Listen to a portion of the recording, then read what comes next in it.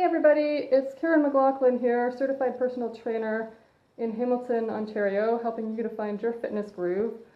This is my weekly Tuesdays at 2 Facebook Live broadcast, so I'm here every Tuesday at 2 p.m. Eastern with a different topic. And so I hope you can join me live.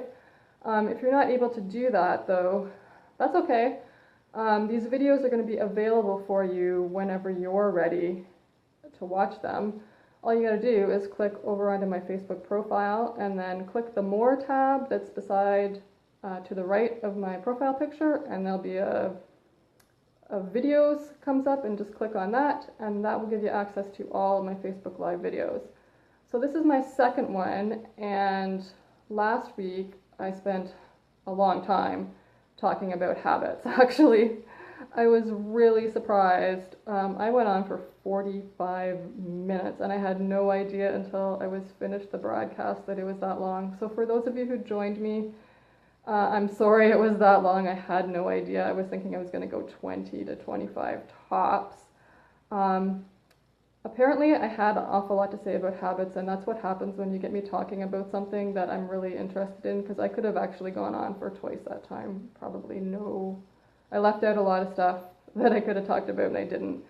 So I am sorry it got a bit long, but if you missed that one, I think it's long, but it's not fluff. It's not like 15 minutes of sales pitches in there with 3 minutes of content and then 10 more minutes of sales pitches. It's not anything like that at all. It's 45 minutes of good content for you on how to help you rock it by using the power habits. So if you missed that one, go check it out. I had a couple of little technical difficulties at the end, but other than that, I think it came out okay. I know some of you said that you had a hard time hearing me, and I am talking quite loudly. I'm looking into getting an external microphone for my phone so that I can improve the audio quality of these videos for you too, because I want them to be as awesome as possible and as user-friendly as possible. So until that time, just bear with me. I'm going to try and speak as loudly as I can, and hopefully you're able to hear me okay, or just crank up your volume on your computer or your phone for now, okay? Hang in there. And the other thing I just wanted to quickly let people know before I dive into our topic for today, which is sleep. Not only why it's important, I'm just going to talk about that for a little bit, but most of this broadcast is going to be about how you can get more and better quality sleep. I'm going to give you the practical stuff, okay? So before we dive right into that, I'm just going to remind people that I shared I have a New Year's special that's only available for the first 5 people, and I still do have a couple of spots left. So if you're interested in this, if you've been thinking about getting some support around your health and fitness goals, I just want to share with you what I have available, and then we're going to dive right into sleep, giving you everything I got to make that better for you. So the deal is, if you want to work with me, I have 2 different packages available for you. The first one is $335. That normally gets you 5 60-minute sessions with me, plus one 90-minute evaluation session. But for the special, you're going to get a 6th bonus session with that. And you're going to get another bonus, which is a free grocery store tour with me. And that's up to an hour at the grocery store of your choice. It has to be in West or Central Hamilton, so it's not too far for me to get to. But you get to go grocery shopping with me. How fun would that be, right? I actually love grocery shopping. I think I'm a bit weird that way, but I'll make it more fun for you. And what we'll do is I'm just going to follow you around, and I'll be like, no, get that one, not that one, and I'll tell you all the reasons why one product is better than another. So it's pretty fun and educational. And you're just going to learn on the spot what are the better choices at the places that you actually shop. So it can be very helpful, and you can get a lot accomplished in a short period of time. So that's the 5-session package, which actually turns into a 6-session package. The other option for you, if you really want some support, and for most people, 10 sessions is really good. 5 will get you going, but 10 is better yet, because it takes a while, as I talked about last week, it takes a while to get you into new patterns, and so having that support is good. So the second option for the special is it's $580. I know it's a bit more of a financial commitment, but you're going to get not just 10, but that one's going to get you 2 bonus sessions. So you're going to get 12 one-hour sessions with me for the price I normally charge for 10, plus that 90-minute initial assessment, plus the 1-hour grocery store tour. And with all of my clients, you're going to get way more than that too. I hope that you're starting to get the hint that I have a lot of information on kind of all different areas of health and fitness that I try to impart to my clients and support them around. So I do way more than just programming with my clients. You know, that's just the very tip of the iceberg. You know, you're going to get tons of support around your eating, around just general behavior change, just emotional stuff, like everything that you need to make change in your life. I'm going to do my best to help you, and I can also refer you on to other people as well if you need help in specific areas that, you know, I'm not qualified to help you with. So my goal is just really to get you where you want to go, in the easiest way possible. I shouldn't say easy. It's simple, but it's not easy. You know, we make a concrete plan, you know, that's practical and doable, and we help you rock it. So I don't want you to miss out if you were interested in getting that support. You know, like I said, it's only available for the first 5 new clients of mine this year, and I do have a couple spaces left. So, you know, don't wait around too long if you're thinking you might want to do that, because it's a great deal. Anyway, enough about that. If you are interested, either leave me a comment, private message me, email me at yourfitnessgroove@gmail.com, or you can even give me a call, 536. Yeah, I just blanked out on my phone number. 905-536-0148. That'll do it. Okay, let's get started on sleep. And you're all rolling your eyes at me. Yeah, Karen, we know we need more sleep. Everybody needs more sleep.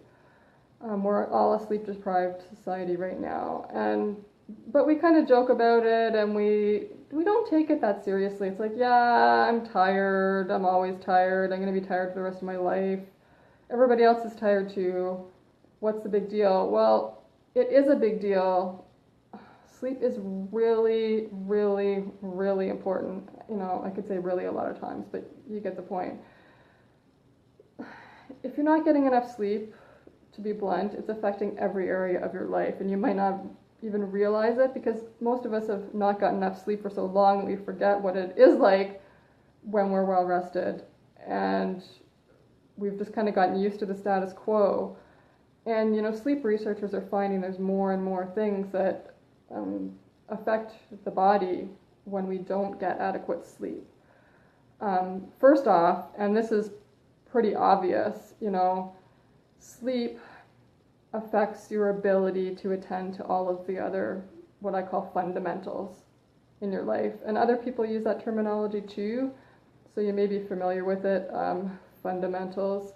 What I mean by fundamentals is eating, sleeping, moving, and focusing. Other people might use a slightly different definition, but that's what I call the fundamentals. And you know, I know you know what eating is, and you might think you know what moving is, but I'm going to talk about that more later in the year and give you a different perspective on moving. And we all know what sleep is.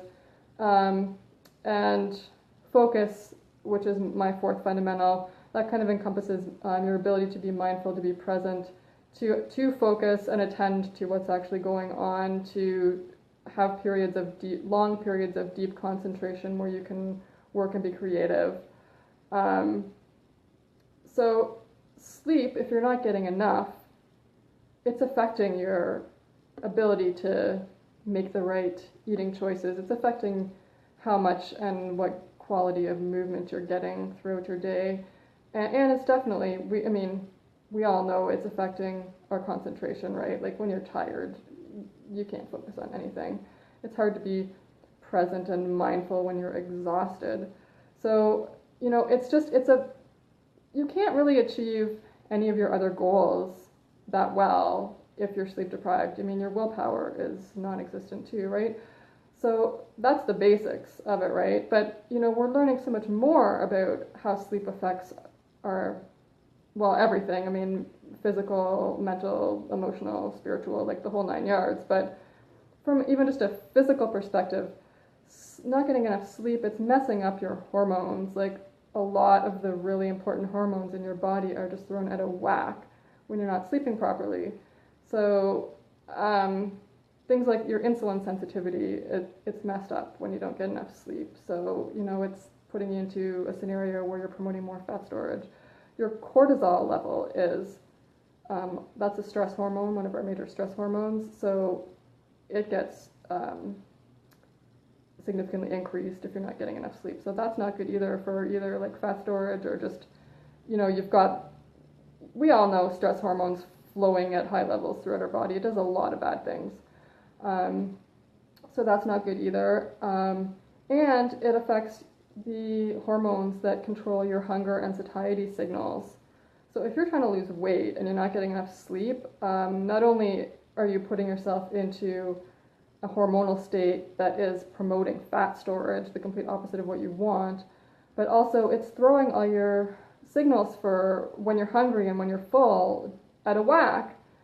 So it's not your fault, like, that you might not even realize when you're hungry or when you're full anymore, when you're so sleep deprived that those hormones just aren't working properly. So you're getting these weird signals from your body. So it just, it's putting you in a really suboptimal physiological state.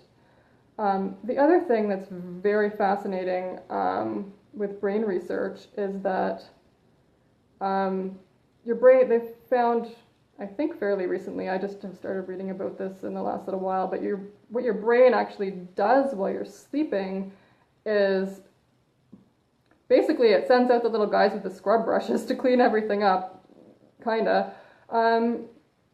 It's actually like clearing all these plaques out of your brain. It's like flushing out toxins. Like your brain's doing some major housekeeping while you're sleeping. And they're finding that if you're not sleeping enough and this not allowing enough time for this to happen, what they're finding is this is really linked to Alzheimer's and dementia and all that kind of stuff. So, I mean, none of us wants to see that scenario in anyone. So if nothing else, I hope I can convince you just for the health of your brain, you need to sleep more, but it's going to improve every aspect of your life. So if you want everything to be better, let's sleep some more, okay? I'm going to get into some concrete suggestions about how to do that in just a minute. But first, I just want to talk about how our society, I sort of really briefly touched on this, but, we minimize the value of sleep. And, people walk around going, oh, I'm really tough. I'm the tough guy. I'll sleep when I'm dead. How many times have I heard somebody say that? And it makes me roll my eyes. We live in a culture that makes you wear your lack of sleep or inability to get, or ability to get by on with just a few hours of sleep as like a badge of honor. Oh, I only need 3.5 hours and I can, hold it together. We got to get over that, people. Like, it's not cool. We need to sleep, and I understand there's some seasons in life, I've been there with like newborns or just other life craziness. Like, there's brief seasons where it's very hard to get enough sleep in our lives. But even then, if you're determined, there's, ways to find more, and it might not all be, 8 hours back to back. But if we all committed to actually making sleep more of a priority, we could all get more. Let me tell you, I read that Ellen DeGeneres gets 8 hours of sleep every night, and Ellen is a pretty busy lady. So if Ellen can pull off 8 hours of sleep, I think the rest of us should be able to do that too. And another interesting thing is that, before the advent of the light bulb, before we had electric lighting, people slept on average 10 hours a day. I've read that in a few different sources, so I hope that's accurate. So we went from sleeping 10 hours a day before we had electricity, and then all of a sudden we had this nifty artificial light, and now we're down to 6.5 hours a night is supposed to be the average. We're sleeping 20% less now than we did 30 years ago, and then we're sleeping significant. That was already a significant difference from before the advent of the light bulb. Thank you, Thomas Edison. So my point here is our physiology has not changed from before and after the light bulb. So if people were sleeping 10 hours before the light bulb, because there wasn't much interesting to do in the dark, right? Or you're too many candles and you risk burning the house down. So if humans were sleeping that much before the light bulb, we probably need more than we're getting now. And sometimes people say, well, how do I actually know how much I need? And if you're feeling tired all the time, that's a good suggestion that you do need more. What most of the sleep experts are saying is really, if you're getting adequate sleep on a regular basis, you should be able to wake up in the morning on your own without an alarm clock, feeling refreshed. So, if your alarm is going off and you are like giving it the fist, and you're like, feel like you've been waken up from the depths of the dead, you're not getting enough sleep. And I've been there. I know what that feels like, and it feels pretty crappy. So you can experiment a bit. 8 hours is, people are always arguing, well, everyone's needs are different, and they are a little bit, but on average, I think, the minimum is probably 7.5, and some people do need more than 8. Some people do need 9 or 10 hours of sleep. So I think people are embarrassed to admit that, and I feel like I probably need more in the 8. I for sure need at least 8. 7. If I do 7.5 for too long, you are not going to want to talk to me because I am going to be just as cranky as I'll get out. So I'm one of those people who's on the higher end of the sleep scale, which in terms of needs, which may be a reason why I feel so strongly about it. But I also have so many friends who are getting by on way, way less, like, in some cases less than 6 hours a night. And, it's only doing bad stuff. So let's figure out how we can sleep more. So the first thing is, and this is why I started out this year talking about habits, because they just underpin everything, every single change we want to make. We got to use these same strategies. So they're just the foundation for everything pretty much that I'm ever going to talk about. So the first step is always you got to commit to it. And like 100%, not, I'm going to try. Don't have, if as soon as somebody says, I'm going to try and do whatever, no, you're not going to do it. You're not going to do it. I'm resisting the urge to quote Yoda. You all know what I want to say. But you have to commit 100%. You're either all in or you're not. I just, I'm doing this sleep challenge, which I probably should have mentioned earlier, but we started on Sunday and we're going until Saturday. So for a full week, I'm running this challenge to support people in getting 8 hours of sleep every night for a week. Everybody was supposed to commit to that, just to see how it feels, like, because most of us haven't experienced that in a long time. So it's not too late to sign up. I mean, we're partway through, but you can join us and you can keep going after we're done. So I'm going to put the link for that down in the comments after we're done. But my point here is we started on Sunday, and I'm telling you, I had like the most crazy, stressful, busy days Sunday and yesterday, like just blown out of the water craziness. And it was really hard. It was really hard for me to make it to bed at the time that I had committed to going to bed. But I did it because I made that commitment and I wanted to be accountable and I wanted to be able to tell everybody else, yeah, I made my goal. How are you guys doing? Because I'm supposed to be setting an example. But if I hadn't made that commitment, it would not have happened. Okay, so the first thing is always 100% commitment to making it work. The second thing here is, and this is going to sound really stupid, but you've got to figure out what time you need to go to bed so that you can actually get 8 hours of sleep. And that sounds probably kind of dorky, but no one climbs into bed and is immediately asleep. And most of us don't get there for a while because you might be reading. I don't know. Other people do all kinds of stuff in bed. I don't even probably want to know about it. But for myself, I do like to read in the evening for a little while, and then there's probably some snuggling with hubby. There might be a little bit more than snuggling. Anyway, but even after all that's done, you're not going to go to sleep instantaneously. They find that the average person takes about 15 minutes to actually go to sleep once their head hits the pillow and they've got the lights out and that. So factor that time in as well, so that your start sleeping time is actually when you start sleeping. It's not like you go to bed at 11 and then you're not actually asleep until 12:15 and you're getting up at 7. So I know it sounds a little silly, but kind of factor all that stuff in, because it does throw a few little wrenches in there. So I'm trying to be asleep by 11. I'm in bed between 10 and 10:15, so I have some time to read and whatever all else. And then so my light's out at 10:45, and hopefully I'm asleep by 11 and sleeping until 7.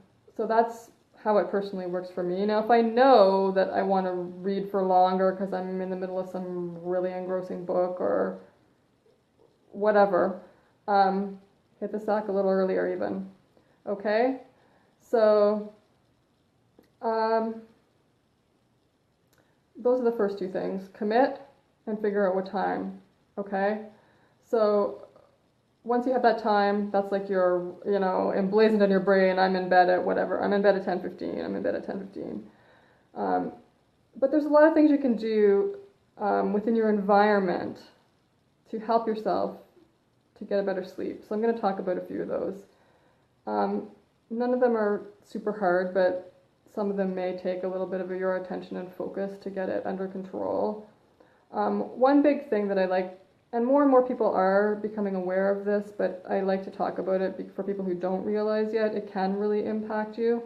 So blue light, which is the light that's emitted from all of our screens, like the phone that I'm talking to you through right now, your laptop, your TV, any of your electronic screens emit this blue light. And it actually affects the level of a hormone called melatonin. I'm sure a lot of you have heard of that hormone before, but that's a hormone that controls your sleep. So screens are bad news in the evening. If you're watching TV late at night or your kids are, it's just, you may have experienced that where you're tired but you feel wired, or if you're on the computer working late at night, it's like you're exhausted but you're like, you can't sleep. So part of the reason for that is it's stimulating this hormone, melatonin. So a couple things you can do. One is just keep those darn screens off and go find something else to do. That's the easiest answer, but I know we can't always do that. So if that's not possible, there's programs that you can use to block the blue light from your screens. So the one that I know about is called Flux, and I can link you up to that afterwards as well. I think it's getflux.com is the website. So you can download that for your phone and for your computer, and what it does is it just manipulates the light. So you have to tell it like where you live, like Hamilton, Ontario, and then it figures out when it's sunset and sunrise, and it manipulates the lighting of the computer relative to that, so it's not messing up your melatonin levels. And I knew about that for a while, but I didn't do anything about it. So there's always that difference between knowing something and acting on it. And I finally acted on it and installed that program on my computer and my phone, and I did notice that I was falling asleep easier at night. And I always try to turn my computer off by 9 anyways. And I don't watch TV usually, so that one's not too much of a problem for me. But that late night TV watching is not good either. And you can also get glasses, like actual eyeglasses that are blue light blocking. So if you're hardcore into the TV, I might suggest that. They do look kind of geeky though. I think they're coming out with more and more that don't look quite so bad. So they're a little weird looking, but it's another solution. It does really mess up your sleep hormone. So anything you can do to reduce the blue light is a good thing. So that's the first thing. Another thing is just take a look in your bedroom and see what is that environment like. Are you using it as your like junk storage space? Because some people do that because it's the most private room in our house, usually our bedroom, and so it's a non-public space. So if you need to stash stuff in a hurry, it ends up there. So if you're one of those people who has a tendency to do that, I want you to start thinking about keeping your bedroom as like an oasis for you. It's your little sleeping oasis. So it needs to be uncluttered, it needs to be peaceful. So if it's not, just try to take some steps towards decluttering and keep the electronics out of there, because you don't want those screens on when you're trying to sleep. Anything you can do to make it as pretty and peaceful as you can, go for it. So those are some very basic things.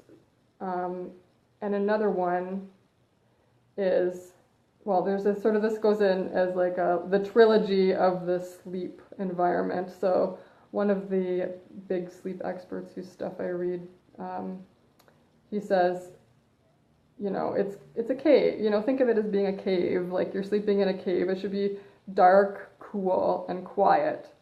So hopefully not damp like a cave, but that's basically what you should think of. Cool, dark, and quiet. And when we say dark, we mean really dark. Like all the sleep experts are like, you shouldn't be able to see your hand in front of your face when the lights are out, while your eyes are open. You should be able to do this and you won't even be able to see your hand. And that's really hard to get, especially like if you live in the city like I do, because there's so many street lights and all kinds of other stuff out there around the house. I mean, I live across the street from a grocery store with a big fluorescent sign. So anything you can do to black out your windows.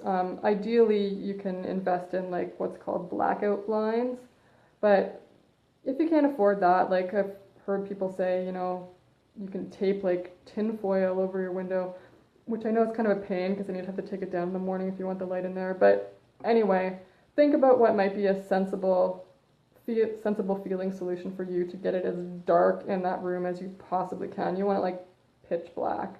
So no night lights. Okay, that's another thing. And I know that's a hard one if there's little kids around, but that's, trying to have any sources of light in your room. And that even goes for LED alarm clocks. If you have, I've started using my phone for my alarm. So if you do have your phone in your room, put it in a drawer. So if it's like flashing at night or anything, it's not disturbing you. Did you know you have light sensors on your skin? I just found out about this a few months ago, and that really freaked me out. But they've discovered this through various research. Like, so when your eyes are closed, you're thinking, how is light affecting me? Your skin knows that there's light in the room. That is beyond freaky, if you ask me. But so it's affecting you, even though you're asleep. So if you have, any little devices that flash any kind of light, like if you have a security alarm or smoke detector or something like that, is in the room and it has a little flashing light, just cover it with like some electrical tape or something so that it's not coming through. Stick the alarm clock in the drawer if you still have like an LED alarm clock, but I find it just easier to use my phone for that now because it's easy to put in the drawer. So just go around just getting rid of any potential light source in your room. You want, like I said, cave dark, like dark. So that's one. The second one is cool. That's not quite as hard for most of us to accomplish. So the ideal sleeping temperature is supposed to be 64 to 68 degrees Fahrenheit, which I think is 18 to 20 degrees Celsius. I should know that because I'm Canadian. Somewhere in there. So a little on the cool side. You definitely don't want to be sleeping in a warm, stuffy environment. That's absolutely the opposite of of what you want. So, you know, in the winter for when you're in Canada, it's usually not too hard to get cool. In the summer, that can be a little more difficult. My bedroom's on the third floor of our house, and we have no air conditioning, so it can get kind of hot up there. Anyway, do what you can to keep that environment as cool as possible. And the third one is quiet, which I know, oh my gosh, you have kids, like teenage boys who want to stay up all night. Quiet is hard. But again, do what you can. This is important stuff. So, you know, I kind of laid down the law with the other people I live with. It's like, this is the time I'm sleeping, and if you disturb me, I might want to kill you. I know I'm a nice mom, but I just don't, you know, I've come to the point where I'm like, you're old enough to understand that other people have needs, so you need to respect those. Quiet, yeah. As quiet as you possibly can. And again, in the city, it's hard because there's like noise outside. So one of the things you can do if quiet is an issue is to look into a white noise machine, or even give one of them a try on a free app on your phone. So there are a few white noise apps out there, so it's another thing you might want to try if, you know, background noise is an issue for you. Some people really have found a huge difference in their sleep by using white noise machines. So, I know there was something else I wanted to say, and I'm just trying to figure out what it was. We covered, oh my goodness, I think I skipped over one of the most important ones, which was caffeine.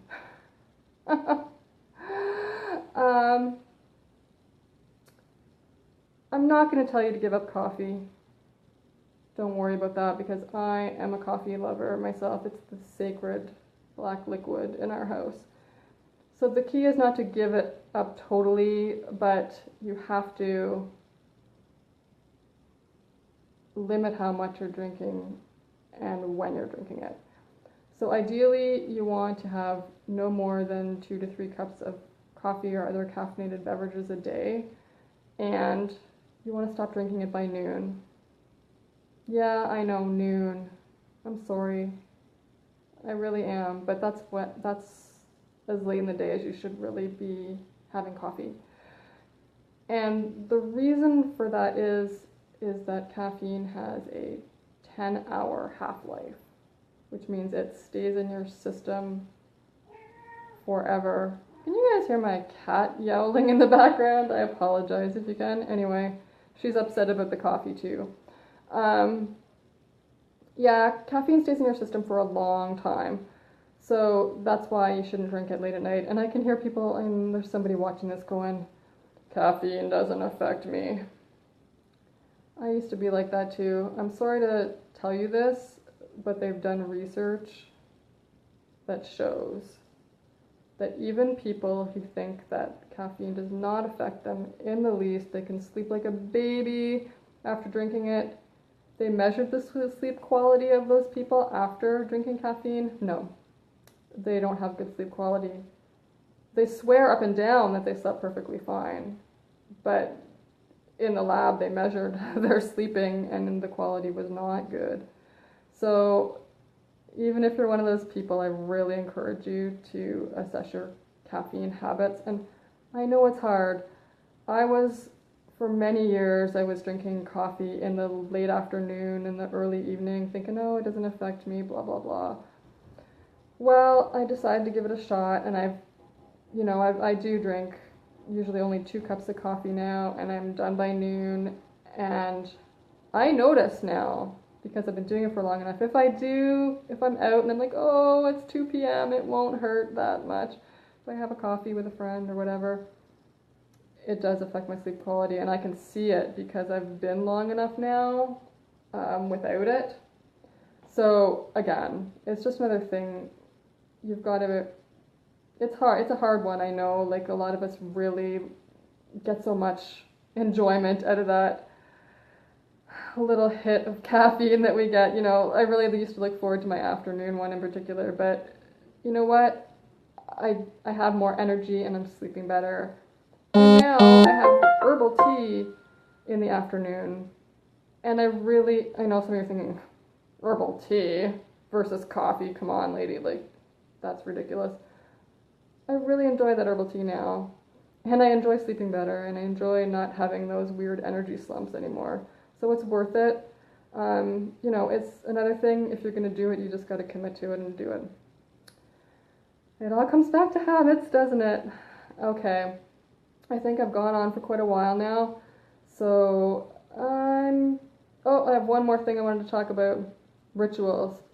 So if we've manipulated our environment and we're cutting out the blue light and we're cutting out the caffeine, hopefully our physiological state is one now where we're feeling much more well rested, okay? But a lot of us, it's like the mental and emotional kind of stuff going on in our heads that is not helping us fall asleep, stress levels of stuff going on in life. Getting more sleep on a regular basis is going to help you cope with all that stuff better too. I'm one of those people, by the end of the day, I've done so many things, I have so many things in my mind, I get a little wound up. So another thing that's very important is for you to have some kind of ritual. Like, we do this for our children. All of you who are watching, who are parents, what do you do with your kids, or what did you do with them when they were little to get them ready for bed? You just didn't kind of plunk them out of life and throw their pajamas on and stuff them in bed and expect them to go to sleep. You gave them a nice warm bath. You sat and you snuggled with them and you read them a couple of nice stories, and you had a bit of physical cuddling, and you settled them down, and then you tucked them into bed, and they still didn't go to sleep, did they? I know, but at least you kind of stacked the odds a little bit more in your favor. But then as adults, we somehow thought, oh, we don't need that anymore, but we kind of still do, because we have a lot more on our mind than those kids. So find a nice bedtime ritual, okay, that really helps you to wind down. And some of these things are things I'm going to be talking about more in subsequent videos. So, my bedtime ritual includes a nice hot cup of herbal tea. Yes, I have it at bedtime too. I have quite a few herbal teas I'm quite fond of now. I'll probably talk about them at some point in the future too. So herbal tea, and some people find that may result in them needing to get up to go to the bathroom in the middle of the night, but so far I still have a bladder like a camel, so I can get away with that. But, if that works for you, good. If it doesn't, then here's some other suggestions. The hot bath, the classic hot bath with some lavender essential oil. I find lavender to be extremely soothing and relaxing. However, my husband hates the smell of it, because I would spray my entire bedroom and the sheets and everything with lavender if I had my way, and have a diffuser going with it. And he hates it. I can get away with having a bath with the essential oils in there. He can deal with that. But if I, put it in the room, he would just freak. But, if your husband's a little less reactive to it, you might want to try that out. I just find it so incredibly soothing. Another thing that I do, I've just started doing this at bedtime now, and I talked about this in my last video, is that I've been a morning meditator for quite a long time, 3 years or so, and I'm trying to make that part of my bedtime ritual now as well. And I spoke a little bit about how I needed an anchor to tie that behavior to, so that I was doing it more consistently. But anyway, it's another great way to quiet your mind and get you ready for sleeping. And then reading is another one. Now, interestingly, I've read about reading, yes. I've read that some people feel you shouldn't read non-fiction when you're trying to get ready to sleep, because it's too stimulating to your brain, and that you should only read fiction in the evening, because otherwise you start thinking about too many things. So I thought that was interesting. I usually do tend to read fiction in the evening anyway, so I think probably reading anything is good. But think about what for you is helpful, that's soothing, that sort of helps you unwind and relax at the end of your day, so that you can kind of create, it doesn't even have to be really a formal ritual, but just think of, like I said, about what you used to do with your kids to get them ready for bed, and you need the grown-up version of that, and it doesn't have to take too long, but maybe something that's even 10 or 15 minutes that will move you towards that readiness for sleep. Okay? So none of these things I've talked about are actually really hard in and of themselves, right? It's just, again, the mindset of making it a priority. And you can do it. I know, like, there's some days where it's hard. Yesterday was so hard for me to get to bed on time. I was out at a meeting until like after 9 p.m. and I'm supposed to be in bed at 10:15, and I had issues to deal with at home when I got home. It was a challenge, and I didn't have the winding down time so much that I usually do, but I was committed to get into bed at 10:15, so I did. So I hope I maybe given you a little nudge to think a little bit more about your sleep, what you can do to make it easier for yourself to commit to getting that 8 hours of sleep, or whatever it is you find out that you need, because you should experiment a bit. I mean, not to crazy levels of I only need 5 hours, but within that little window, like I think less than 7.5 is pretty questionable for most people, unless you're one of those very, very rare people who genuinely can get by without as much sleep. But I think there's very many more people who want to believe they can get by with less than actually can. So, try to figure it out where your sweet spot is, where you wake up and you're refreshed. And I just want to say, if you do all this stuff and you're still really struggling with sleep, like for some people, there are other physiological, medical things going on that are affecting you from getting a good quality sleep. So, if you are getting 8 hours consistently and you're still waking up like in a stupor, the alarm clock's jolting you up and you're smashing it with your fist, and you still don't feel good, there is probably something going on with your sleep quality that you're not getting to. And I would really just encourage you to get that checked out. Go talk to your doctor, because this is too precious to not think of all those things I said that sleep is doing for you. If you're not getting good quality sleep, your brain's not getting cleaned out the way it's supposed to be. Your hormones are messed up. You can't be, you're not going to be on your game. How can you get a good workout if you're exhausted? Are you going to feel like moving? No. Nothing is really good. Everything feels harder when you're tired. You don't have the willpower or the motivation to make any of these other changes that you want to in your life when you're dead on your feet, okay?